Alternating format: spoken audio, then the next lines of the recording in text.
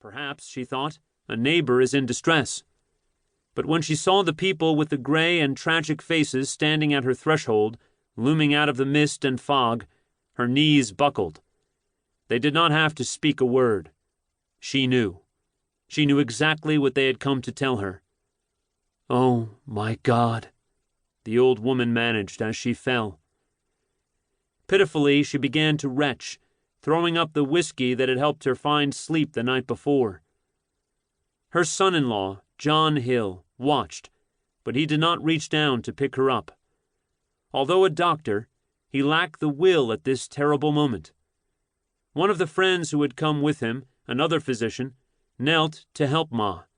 He grasped her gently and lifted her and walked her to the living room. There she fell, breathing hard, onto the sofa. John Hill watched her for a few moments, then he took a tentative step toward the back bedroom where the old man was sleeping. Clearly he dreaded to make this short journey.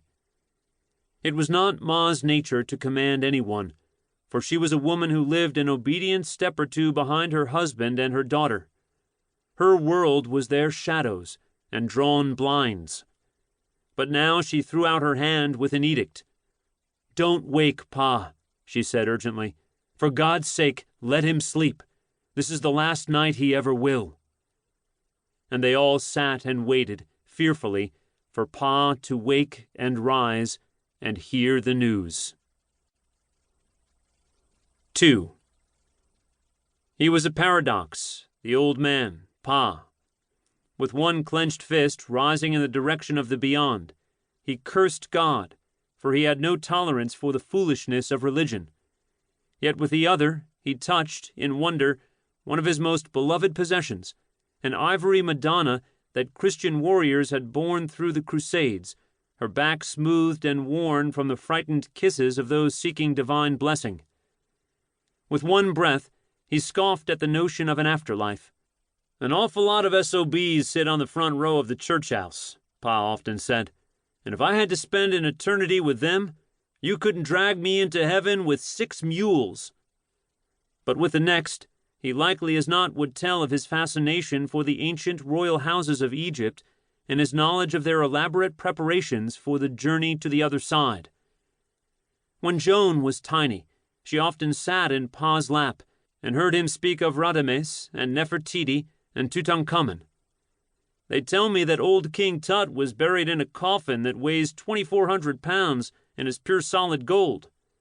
Imagine that, Joni. Solid gold. We'll see it someday. You and me are going to see it all. Across the map of Egypt marked his twin fingers, strong and gnarled from the rocks and earth of the fields he explored in search of oil, whisking father and daughter across the seas. Now, if you stood the man against the wall and measured him, he was, on surface viewing, the stereotypic model of the Texas oil creature, from the wide-brimmed felt hat down to the gleaming black Lincoln automobile he drove at hurtling speeds about the freeways of Houston, a cassette of Eddie Arnold's country melodies soothing him from the tape deck.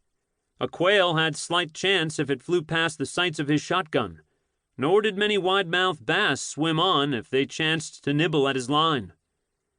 His politics veered to the right of Calvin Coolidge, and liberal Democrats, to his thinking, were as dangerous as a snake in his swimming pool. He would not invite a black man to sit at his dinner table, or even enter the house through the front door, but should one arrive with a load of earth to freshen his azalea beds, he might sit in the sun and talk for hours of children and creaking bones and browning blossoms, like a life of rich promise so suddenly going away. He began most every morning with several cups of strong hot coffee and an hour or two of spirited talk with a table full of affluent cronies, an assemblage at the Houston Club, a clatch of elderly men whose breast pockets might contain, side by side, the report of a new East Texas gas well, the photograph of a grandson, and the vial of digitalis. But there was more to Pa than gold and vinegar. There were secrets he kept from the others. He had faced a firing squad and been told that his life would be spared only if he could quote from memory great chunks of Longfellow and Keats and Shakespeare. Then he would walk away free and alive.